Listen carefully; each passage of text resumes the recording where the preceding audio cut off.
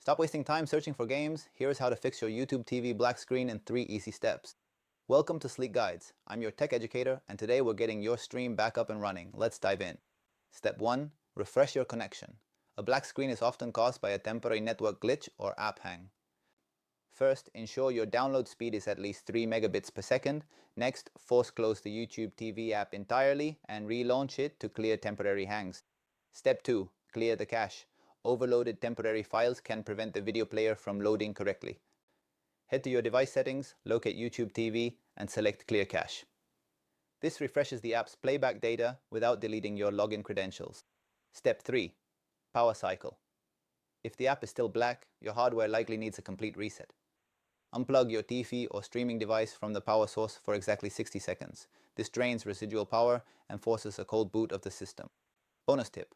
Always check for system updates on your smart TV or streaming box. Running outdated firmware is a leading cause of app crashes and black screens. If you're still having trouble, contact official support at 833-389-2054. Remember, these steps apply to your own device only. Avoid unofficial third-party tools. Fix successful? Subscribe to Sleek Guides for more high-value tech tutorials. I'm your educator, and I'll see you in the next one.